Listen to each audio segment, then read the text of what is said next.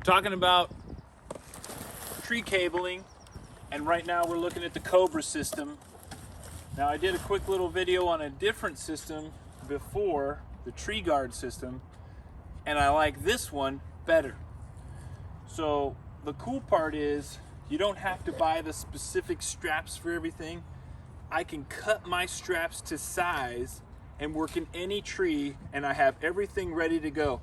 Before, with the tree guard system, you had to order specific sizes, and those sizes could change over time, and I have a feeling that this is much less expensive when you look at that long-term situation. So that's why I like the Cobra better, but here's some other things that make it easy. So obviously I have this. When I get up there, I'll take this whole thing up with me, which is a little bit cumbersome, but not too big of a deal. And I'm gonna measure it out before I cut it. And that's gonna make it to where I'm only using what I'm gonna use for each tree, and anything extra is gonna be able to be used later, which is really nice. But this is super simple to work with.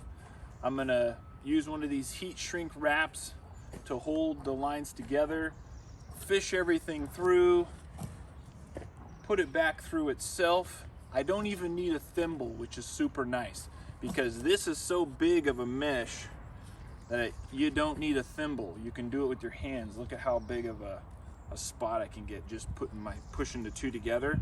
And now I'm gonna weave the other side back through once I'm done going through my guard. They also come with some other parts. This obviously is the 4T, and I'm gonna go in, I'm gonna weave this through. This is gonna give me a nice little spot to put against the tree. Once I get done with that part, if I want to, there's also some little coils in here that are gonna give it some springiness, I guess. Now this part I don't quite understand, but this, once it's put inside of there, is supposed to give it some kind of stretch, which is really important when you're dealing with bracing trees, cabling trees. They've got to be able to move. The static cabling systems of the past were not good for trees, and it took us a long time to figure out how much better a system like this is. Not only that, we can also move it. So I'm just doing real basic.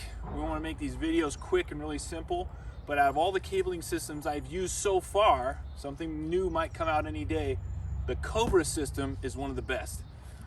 And if you guys need to find anything tree related and you like Husky, go down to Henderson Turf right off of Johnson Creek. It's right there. It's really easy to find. It's pretty close to Johnson Creek Rentals, just up the street.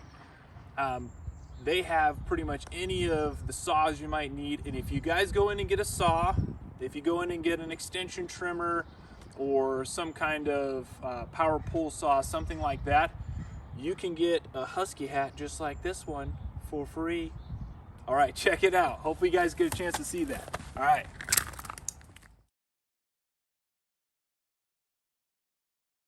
All right, so I wanted to show you guys a few things. So this is an old Petzl helmet bag. So when I first started, I had Petzl helmets, and they gave me these nice little bags with a little strap on the top.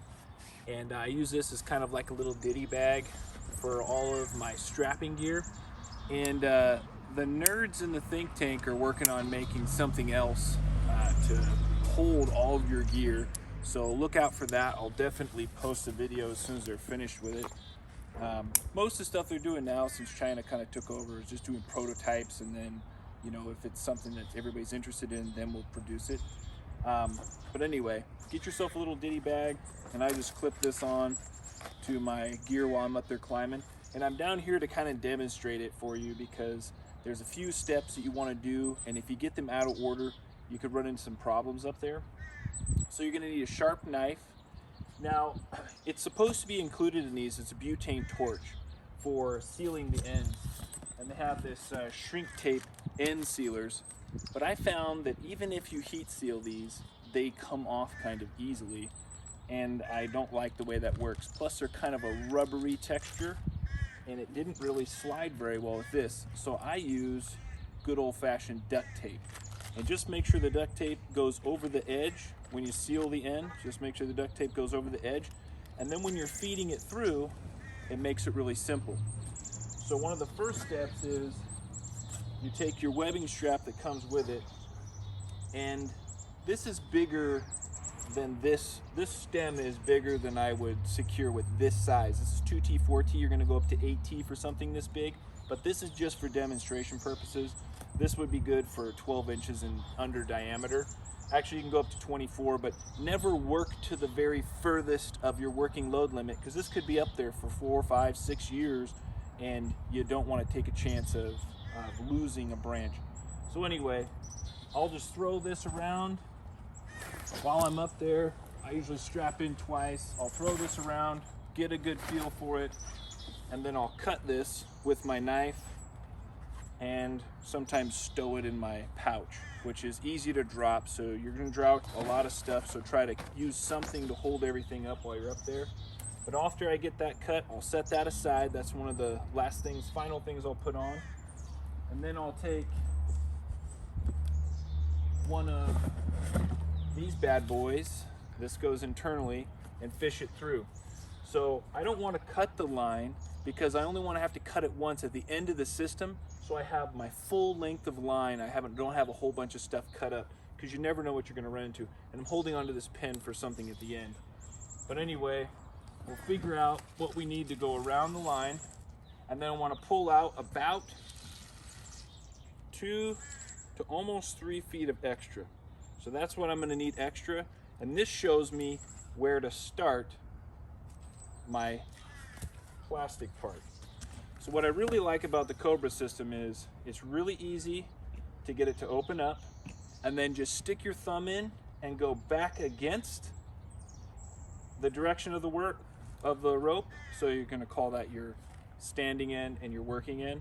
So just go back, and it holds it in place really nicely, so you can guide right over the top of your thumb and get it started. Now the problematic part is it's going to pop out as you're going, but if you make sure it's in the very middle and just keep inching your way forward, once you get started onto the big section, you're just going to grab up here, inch in about 3 or 4, maybe 3 or 4 inches, hold tight with this hand, and then pull this back. And then within no time, you've got this inside of your rope, and it's going to be in the right position to finish off. Now the next step, once you've got that all the way in, you're going to put your rope around the tree with that insert in the right position with your extra tail, and then you're going to feed through. So when you go to feed through, same thing again, grab it with your thumb and it opens it up. So I'm going to go back to the standing end, grab it with my thumb, it's going to open up, nice big hole, super easy to fish it in there. The old systems, here's a good example. This is from Tree Guard.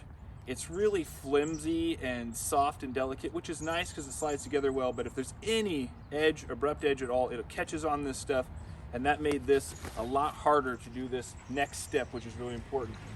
But then you're going to feed your line in through. The duct tape makes that super easy, and as you can see, it's feeding in there really easily. If it gets a little bit caught on something, which it did, just open it up more. I can let go of this part now, and then the same thing I did with the other portion. I grab it, pull back, make sure it's straight, push it back if it gets not caught on something. But you can really get a lot of distance with this. This material is a lot more static. So there I've got almost as much as I need. I need to come in about 18 inches, 16 to 18 inches. And then what we're gonna do is a finish off with a loop. So once I get to the appropriate distance, I'll come out, bring it in tight to where it's going to be. I want a nice little bit of room, because this is not a static system. The old cabling systems, we drilled into the tree and we put all these eye bolts in. It was a nightmare and it took forever and it was really damaging the tree. These new systems are so much better because we don't want a tree to be held statically. Even if it's a co-dominant central leader, we want it to be able to move. We want it to be able to move with the wind, and that will create reaction wood inside. Every time one of those cells splits and breaks apart, when it heals back together, it makes our tree stronger. We'll limit the tree's strength if we make something static. So now that we have this part right here, kind of a cool little thing that they suggest, and I thought it looks kind of neat, and it's easy to see from the ground. Make your same little deal, just popped it with my thumb all quick, and then loop it back against itself and bring it out. And that's how you'll finish it off, with a nice little loop that you can see from the ground so you know everything's right.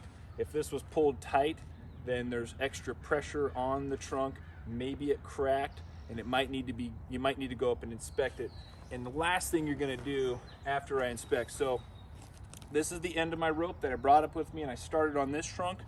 Then I would go over to the other trunk, and it could be a long ways away, so I'm gonna have to set up my rigging and rope, and I'll clip this to my carabiner, because I've got all the rest of my gear with me. That webbing strap would be in here, and as I move over to the other tree, all I wanna do is, this might just be over a carabiner, I wanna make sure that I'm straight and level, no crazy angles. If it's a little off, don't freak out, but try to make it as straight and level as possible. If you can find a limb somewhere to work over the top of, that's nice, because it's not going to slip down while you're working. It's not a necessary thing, but it just might help you. So I'll throw my rope around in a loop, bring it all the way around, measure out the distance that I'm going to need, and once I get to that distance, I'll pull that in, cut it after you tape it, because you want to tape your duct tape first, then cut it, and sometimes add a little piece of duct tape to the end. That makes it really nice when you're sliding through. But then I'm going to repeat the same process. Something that I may have missed was making sure that before I start weaving through, that I've fed this webbing strap that I already measured out and cut back around, and that's just going to give it a little bit more abrasion resistance, so it's going to protect this woven rope inside. But at the very end, I've just checked out my system, and I'm looking at it a couple times, make sure it's right. I'll mark on my tape the year, so it's 21. So that's good, that's all you got to do. So once you get it set up right, check out the tutorials online. I find that they're a little bit more precise. They'll help you out a little bit more, but this just gives you an idea when you're up there, because they don't really talk about this part. How do I go about using the tools as I'm up in the tree? They explain exactly what you're supposed to do, but the method and the way you put the steps together really makes a difference. So that's all there is on this bad boy. And what's really nice about these systems is, look, I can take this apart and I can move it up if I need to. This isn't going to last forever, but just about. It probably will close to last forever. I mean, you're going to get 20 or 30 years out of these pretty comfortably. So check out the Cobra cabling system, and it might be a little bit more expensive than some of the other systems, but the ability to use, reuse, the simplicity, the way they have it set up is far better than the tree guard system, which I've also showed a little bit about in the past, and I think this one's better. So check it out, see if it works for you, and keep climbing and stay safe. Hey, subscribe if you get a chance, because we want to put out more videos once the nerds, I'm one of the nerds, by the way, once the nerds start putting some more tools together, we'll be exposing all of the cool little trade secrets of the stuff that we're working on right now. We've got 3 things in development that I think you're really going to like, so check in next time.